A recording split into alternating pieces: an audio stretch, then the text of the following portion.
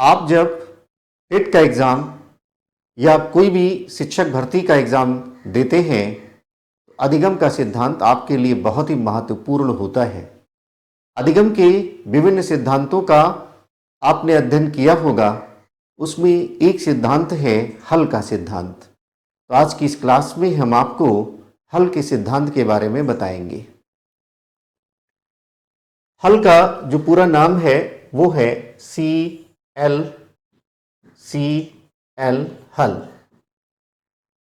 ये भी थोड़ा ध्यान में रखना है। तो CL हल का अधिगम सिद्धांत, लर्निंग थ्योरी ऑफ CL हल।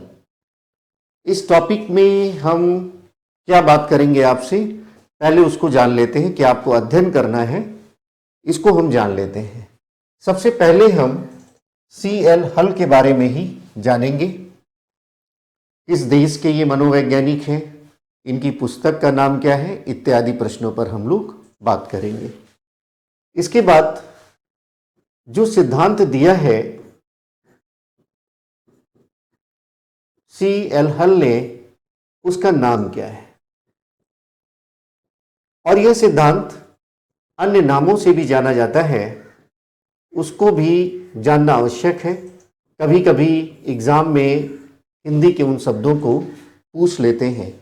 इंग्लिश में तो आसान होता है, मनोविज्ञान इंग्लिश का विषय है मूल रूप से, उसका ट्रांसलेशन हिंदी में अनेक शब्दों में होता है। तो हिंदी के विद्यार्थियों को उन शब्दों को जानना आवश्यक होता है। तो उन सारे नामों को, उन सारे शब्दों को हम लोग जान लेंगे। उसके बाद जो अधिगम सिद्धांत दिया है CL हल ने, वो क्या है, क्या बात बताई है, कैसे अधिगम करेंगे, कैसे हल ने समझाया उसको समझेंगे, और कौन सा प्रयोग उन्होंने किया है उस प्रयोग के बारे में जानेंगे। यहां से अनेक प्रश्न पूछे जाते हैं। उसके बाद इस अधिगम सिद्धांत का शिक्षा में महत्व क्या है, उसको भी हम लोग समझेंगे। तो सबसे पहले CL हल किस देश के मनोवैज्ञानिक हैं, तो आपका उत्तर होगा अमेरिका। आपका उत्तर होगा अमेरिका। थॉर्नडाइक में भी हमने आपको बताया था किस देश के मनोवैज्ञानिक हैं, तो वो भी अमेरिका के थे। आप दोनों तथ्यों को जोड़ सकते हैं जब भी आपको तथ्य मिले। जैसे थॉर्नडाइक आप अध्ययन कर रहे हैं, अमेरिका के हैं, ये भी अमेरिका के हैं, तो दोनों तथ्यों को आप जोड़िए। थॉर्नडाइक ने कुछ आपको बताया है, नया तथ्य मिल रहा है, दोनों को जोड़िए। तथ्यों को जोड़ने का बेहतरीन तरीका होता है, याद करने का अपना बेहतरीन तरीका होता है। यहां पर जैसे थॉर्नडाइक बताया अमेरिका के हैं, हल है, एक और मनोवैज्ञानिक है स्किनर। तो स्किनर है, थॉर्नडाइक है और हल है। ये तीनों मनोवैज्ञानिक अमेरिका के हैं, तो तथ्यों को आप जोड़ सकते हैं। और तीनों में एक और बात समान है, जैसे अमेरिका के हैं ये समान है, तीनों जो है समकालिक है, समसामयिक है, समकालिक है, और तीनों व्यवहारवाद के समर्थक है, व्यवहारवाद के समर्थक है। तो ये बड़ा ही आपके लिए इंपॉर्टेंट हो जाता है। यहां पर पहला प्रश्न, CL हल किस देश के मनोवैज्ञानिक है, अमेरिका। इनकी जो पुस्तक का नाम है, जहां पर इन्होंने अपना यह अधिगम सिद्धांत दिया है, उस पुस्तक का नाम भी आपको जानना जरूरी है। उस पुस्तक का नाम है principle of behaviours. Behaviours, principle of, यहां हम लिख देते हैं प्रिंसिपल, प्रिंसिपल ऑफ बिहेवियर्स।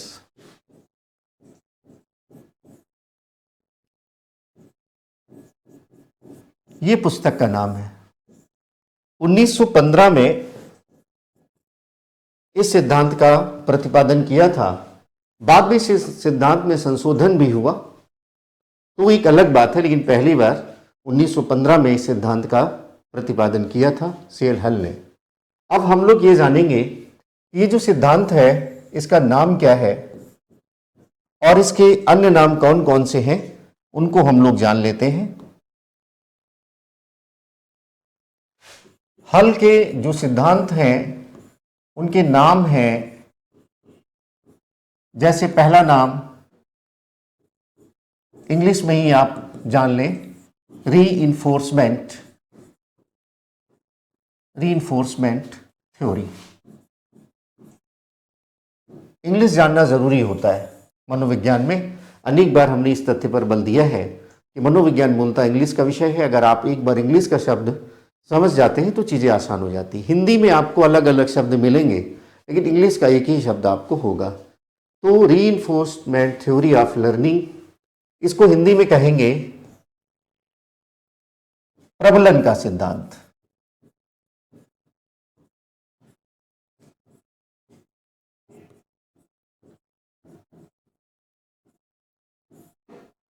तो अगर आपसे पूछा जाएगा कि प्रबलन का सिद्धांत का प्रतिपादक कौन है, तो आप कहेंगे क्लार्क लियोनार्ड हल, CL हल, क्लार्क लियोनार्ड हल। ये इसका उत्तर है। इसका एक नाम और है पुनर्बलन का सिद्धांत। पुनर्बलन का सिद्धांत, एक और नाम जाना जाता है सबलीकरण का सिद्धांत, प्रोत्साहन का सिद्धांत,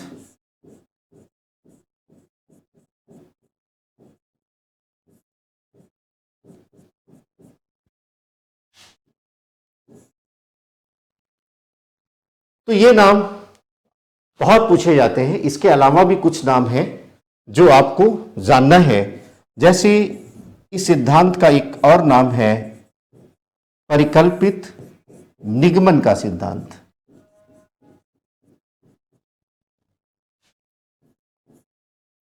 एक और नाम है जैविकीय आवश्यकता का सिद्धांत।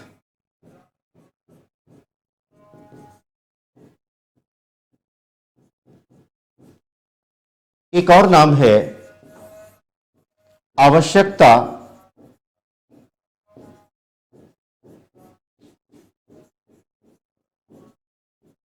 निष्कर्ष का सिद्धांत।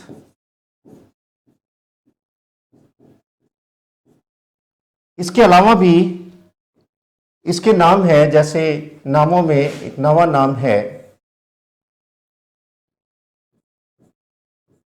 प्रलोदन न्यूनता का सिद्धांत।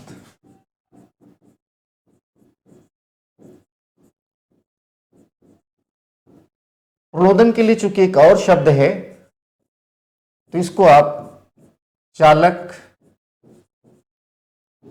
न्यूनता का सिद्धांत भी कह सकते हैं।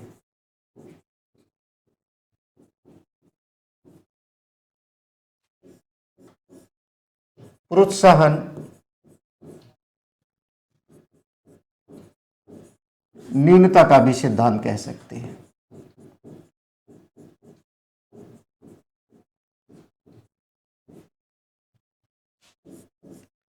क्योंकि प्रलोदन के लिए एक शब्द होता है अंतर्नोत, मनोविज्ञान में ट्रांसलेशन है, तो अंतर्नोत न्यूनता का सिद्धांत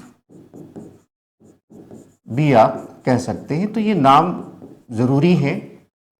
हिंदी माध्यम में कभी कभी नामों को पूछ लेते हैं और विद्यार्थी को सिर्फ एक ही नाम याद रहता है, प्रबलन का सिद्धांत या पुनर्बलन का सिद्धांत, तो धोखा खा जाते हैं। तो यहाँ पर आप सभी लोग इन नामों को याद करेंगे। एक बार फिर हम देख लेते हैं कि हल ने कौन कौन से नाम दिया है। इंग्लिश में कहेंगे इसको रीइंफोर्समेंट थ्योरी, प्रबलन का सिद्धांत, पुनर्बलन का सिद्धांत, सबलीकरण का सिद्धांत, प्रोत्साहन का सिद्धांत, परिकल्पित निगमन का सिद्धांत, जैविकी आवश्यकता का सिद्धांत, आवश्यकता निष्कर्ष का सिद्धांत, प्रलोदन न्यूनता का सिद्धांत, चालक न्यूनता का सिद्धांत, प्रोत्साहन न्यूनता का सिद्धांत, अंतर्नोद न्यूनता का सिद्धांत। तो ये विभिन्न नाम हैं। अब हम लोग ये जानेंगे कि हल ने जो ये अधिगम सिद्धांत दिया है वो क्या है।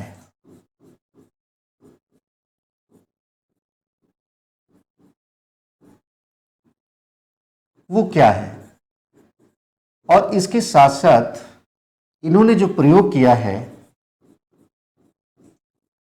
वो क्या है, इन दोनों बातों को समझेंगे। आपने थॉर्नडाइक का एक सिद्धांत पढ़ा है, थॉर्नडाइक का सिद्धांत जिसको कहते हैं उद्दीपक अनुक्रिया का सिद्धांत, stimulus response theory, SR theory, और एक पावलोव का सिद्धांत आपने पढ़ा है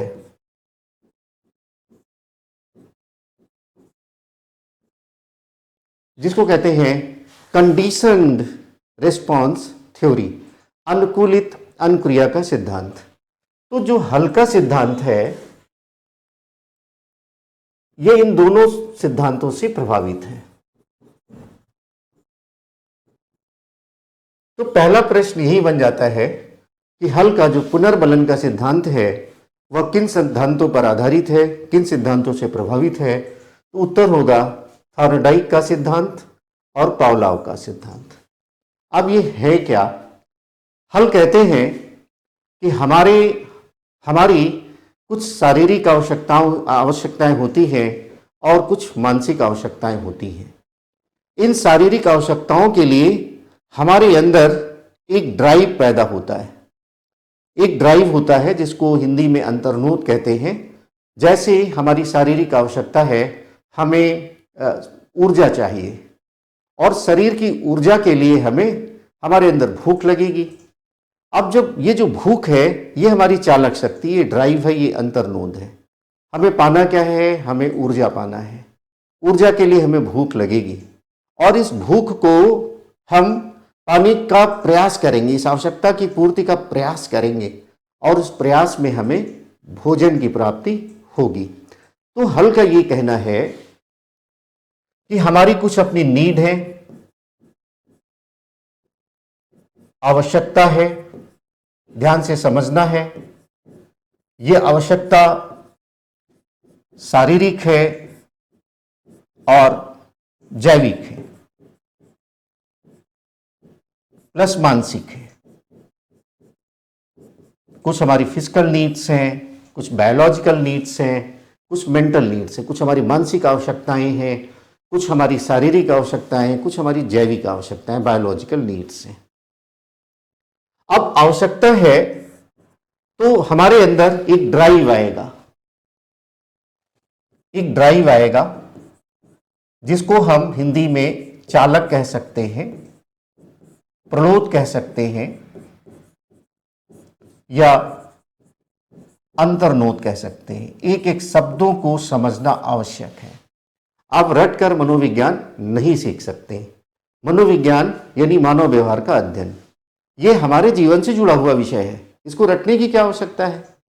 हम इसको समझें, जो भी शब्द है उसको समझने का प्रयास करें। अब जैसे हमें भूख लगी, इसमें क्या रटना? इसी को ड्राइव कहते हैं। आप रटते रहेंगे, नहीं समझ में आएगा। प्रलोदन नहीं समझ में आएगा, अंतरोध नहीं समझ में आएगा। जब इसको जीवन से जोड़ेंगे तो चीज़ें बहुत आसान हो जाएंगी।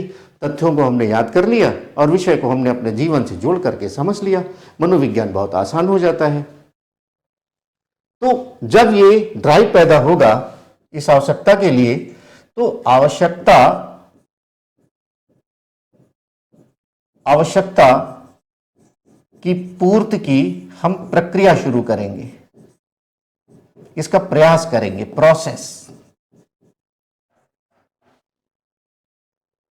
यानी जो भी हमारे अंदर ड्राइव आएगा उसके माध्यम से हम अपनी ऊर्जा को पाने के लिए कुछ हम प्रयास करेंगे, यानी भोजन के लिए हम प्रयास करेंगे, कोई क्रिया करेंगे। हम इसमें क्या करेंगे? हम कोई क्रिया करेंगे। हम और जब प्रयास करेंगे, हम प्रक्रिया में रहेंगे, तो कुछ ज्ञान की बात होगी, कुछ अनुभव की बात होगी, कुछ अनुभव हमें प्राप्त होगा, कुछ हमें ज्ञान प्राप्त होगा, कोई क्रिया हम सीखेंगे।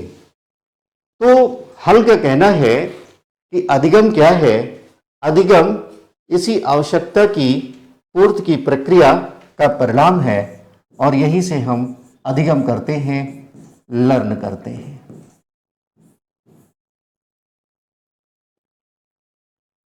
जैसे आप सब एक गवर्नमेंट जॉब पाना चाहते हैं, ये आपकी आवश्यकता है। आपके अंदर इसके लिए एक ड्राइव पैदा होता है, नहीं मुझे करना है, मुझे पढ़ना है।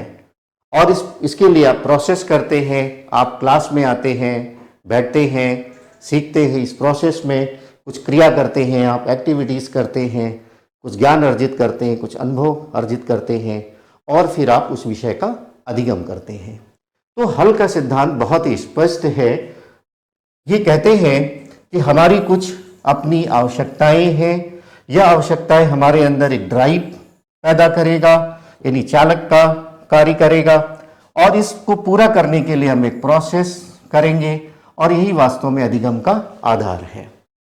सीखने का आधार क्या है? आवश्यकताओं की पूर्ति की प्रक्रिया। स्पष्ट रूप से दिमाग में बिठा लीजिए। अधिगम का आधार क्या है? हल के अनुसार आवश्यकताओं की पूर्ति की प्रक्रिया। अब हम उस प्रयोग की बात करेंगे जिसमें हल इस सिद्धांत की व्याख्या करते हैं। एक पजल बॉक्स में, जैसे थॉर्नडाइक ने किया था, एक बिल्ली को बिठाया। तो यहां पर पहले आप ऑब्जेक्टिव टाइप एग्जाम्स के लिए अपना याद कर लें कि जो प्रयोग है हल का, वो नंबर 1 जो आप याद रखेंगे, चूहा, और नंबर 2 बिल्ली। थॉर्नडाइक ने किस पे किया था? बिल्ली पे किया था, इसलिए थॉर्नडाइक को हम बिल्ली लगाते हैं।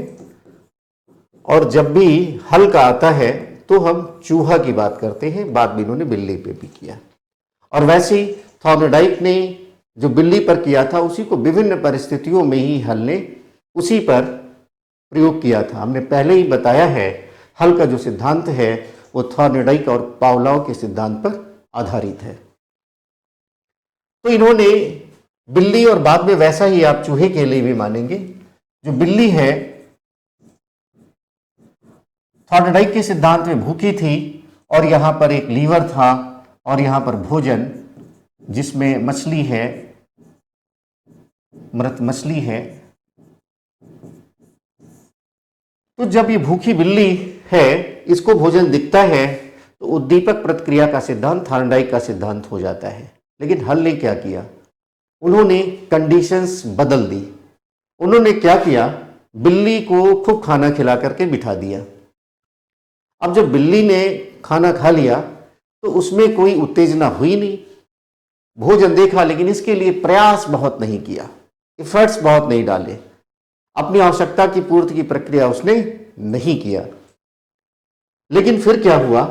बिल्ली को जब भूखा छोड़ा और भोजन यहां पर आभासी रख दिया, यानी आभासी भोजन, यानी भोजन का कुछ रूप दिखा दिया, लेकिन उसमें वास्तव में भोजन नहीं था।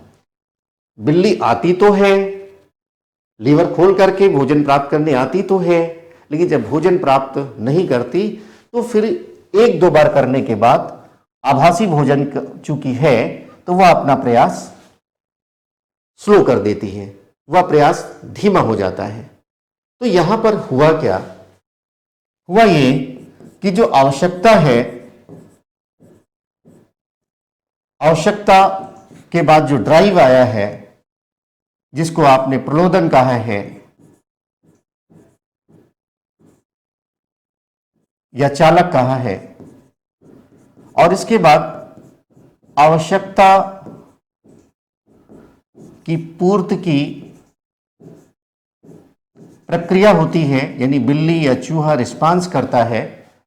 अब यहां पर उसका ये प्रोसेस में रहना, उसका रिस्पांस करना, इस बात पर निर्भर करता है कि उसे रिवार्ड मिला या नहीं मिला, उसे पुरस्कार मिला या नहीं मिला, उसे इंसेंटिव, दोनों शब्द को आप याद रखेंगे, इंसेंटिव या रिवार्ड, यानी आप प्रोत्साहन, उसे भोजन मिला या नहीं मिला, उसे पुरस्कार मिला या नहीं मिला। यानी यहां पर क्या है कि अधिगम जो आवश्यकता की पूर्ति की प्रक्रिया है, जिसे हमने अधिगम कहा है, ये इस बात पर निर्भर करता है कि ड्राइव कैसा है, प्रलोभन कैसा है, और इस प्रलोभन के बाद उसको रिवार्ड कैसा मिल रहा है, उसको इंसेंटिव कैसा मिल रहा है। इन दोनों का जो संबंध है, इन दोनों का जो रिलेशन है, उस पर डिपेंड करता है अधिगम आवश्यकता की पूर्ति की प्रक्रिया। यानी जो उत्तेजना पैदा हुआ है, जो ड्राइव पैदा हुआ है, और जो पुरस्कार मिला है, भोजन मिला या नहीं मिला, तो बार बार प्रयास किया, इसके मध्य आवश्यकता की पूर्ति की प्रक्रिया निर्भर करता है।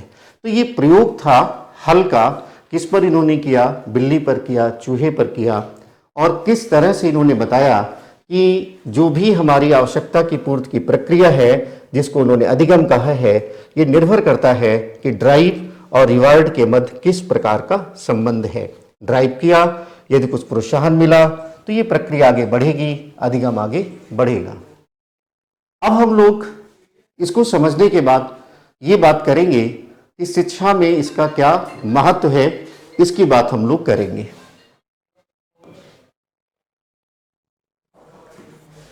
शिक्षा में महत्व,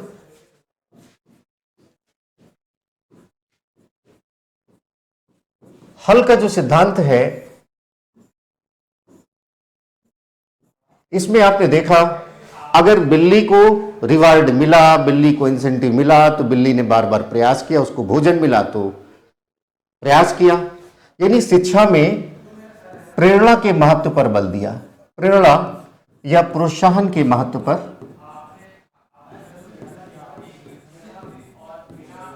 प्रोत्साहन का क्या महत्व है, इस पर इन्होंने बात किया। यह सबसे बड़ी बात है। दूसरी बात जो समझना है कि इन्होंने कहा अधिगम तभी होगा जब आवश्यकता की पूर्ति होगी। तो बच्चा अधिगम कब करेगा? यदि उसकी मानसिक आवश्यकताओं की पूर्ति हो रही है तो स्वाभाविक है वह अच्छा अधिगम करेगा। तो जो अधिगम है, यानी पाठ्यक्रम का निर्माण ऐसा हो,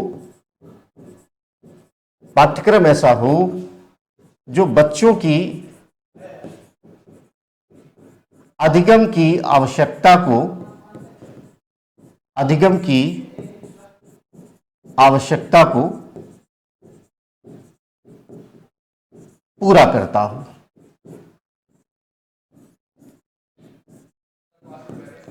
यानी बच्चा वही अधिगम करेगा जहां से उसकी आवश्यकता की पूर्ति होती है। दूसरी बात, पाठ्यक्रम भी ऐसा बनाया जाना चाहिए जिससे बच्चों की आवश्यकता की पूर्ति हो, उससे उसे प्रबलन मिलेगा, रीइंफोर्समेंट मिलेगा, प्रोत्साहन मिलेगा। और हमने पहले स्पष्ट किया है कि शिक्षा व्यवस्था में पुरस्कार का महत्व, प्रेरणा का महत्व, प्रोत्साहन का महत्व भी इस सिद्धांत से स्पष्ट होता है। तो यह सिद्धांत आपके एग्जाम के लिए बहुत उपयोगी है।